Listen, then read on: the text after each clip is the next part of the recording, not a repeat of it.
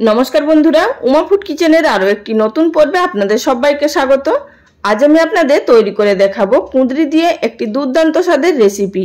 एर आगे जे कोटा आमि कुंदरिर रेसिपि आपनादेर संगे शेयर करेछि आपनारा प्रत्येकटी रेसिपि खूबई पछंद करेछेन।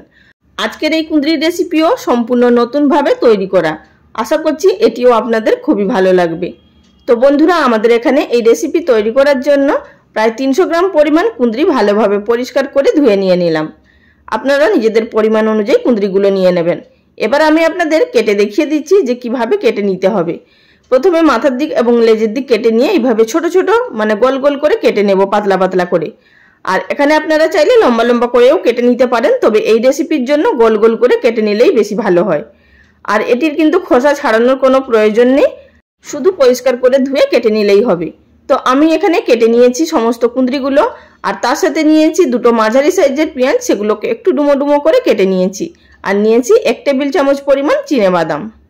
অপরদিকে আমরা একটি মশলার পেস্ট তৈরি করে নেব। তার জন্য একটি প্লেটের মধ্যে নিয়েছি একটি বড় সাইজের টমেটো, নিয়েছি হাফ ইঞ্চি আদা, 10 থেকে 12 কোয়া রসুন, দুটো শুকনো লঙ্কা।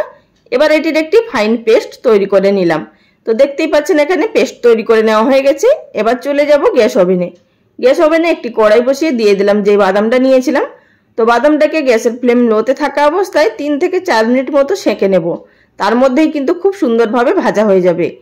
বাদাম ভেজে নেওয়ার পর এটিকে নামিয়ে ঠান্ডা করে নিয়ে খোসা ছাড়িয়ে গুঁড়ো করে নেব।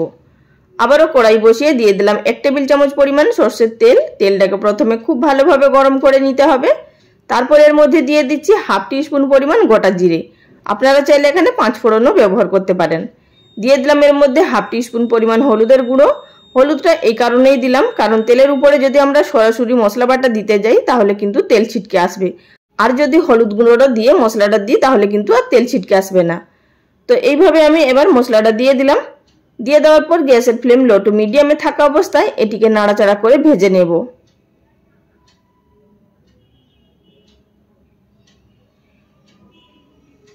মিনিট 2 নাড়াচাড়া করে ভেজে নেওয়ার পর এবার আমি এর মধ্যে দিয়ে দিচ্ছি হাফ টিস্পুন পরিমাণ ধনে গুঁড়ো, হাফ টিস্পুন পরিমাণ জিরে গুঁড়ো, হাফ টিস্পুন পরিমাণ কাশ্মীরি লঙ্কার গুঁড়ো। আর আমি এখানে ঝাল লঙ্কার গুঁড়ো ব্যবহার করছি না, কারণ দুটো শুকনো লঙ্কা ব্যবহার করা হয়েছে।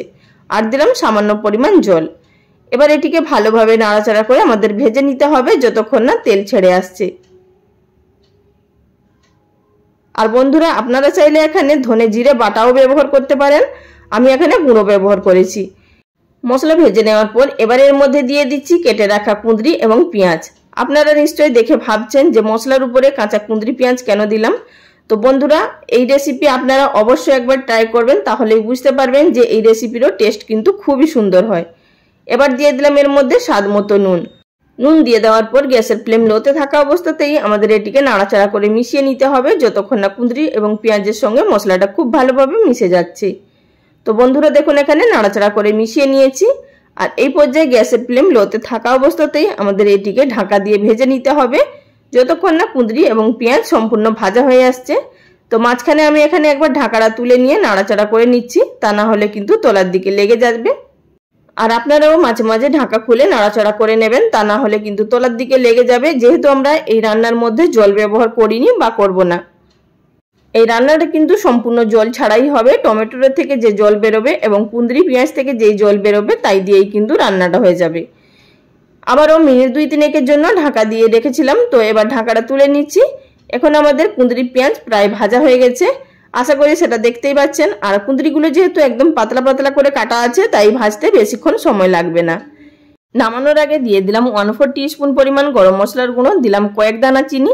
এটি কিন্তু মিষ্টি হবে না, দিলে কিন্তু টেস্ট আসবে। আর সবশেষে দিয়ে দিচ্ছি যে বাদামটা ভেজে নিয়েছিলাম সেটি খোসা ছাড়িয়ে গুঁড়ো করে নিয়েছি। তবে কিন্তু এখানে খুব বেশি মিহি করে গুঁড়ো করা যাবে না, হালকা একটু দানা ভাব রেখেই কিন্তু গুঁড়ো করতে হবে। এতে করে বাদামের কুচিগুলো মুখে যখন পড়বে খেতে বেশ ভালো লাগবে। তো এবার এটিকে নাড়াচাড়া করে মিশিয়ে নিলাম। এবার ঢাকা দিয়ে 10 মিনিট মতো স্ট্যান্ডিং টাইমে রেখে তারপর আপনারা এটি গরম গরম ভাতের সঙ্গে বা রুটি পরোটার সঙ্গে পরিবেশন করুন, খেতে দুর্দান্ত লাগবে। আশা করছি আপনারা নিরাশ হবেন না, অবশ্যই একবার হলেও বাড়িতে ট্রাই করে দেখুন। এটি খেতে কিন্তু সম্পূর্ণ অন্যরকম টেস্ট হয়। তাহলে বন্ধুরা রেসিপি কেমন লাগলো অবশ্যই লাইক কমেন্ট করে জানাবেন। আর যারা নতুন দর্শক বন্ধু তাদের কাছে অনুরোধ, ভিডিওটি ভালো লেগে থাকলে চ্যানেলটি সাবস্ক্রাইব করে নেওয়ার অনুরোধ রইল। সবাই ভালো থাকবেন, ধন্যবাদ।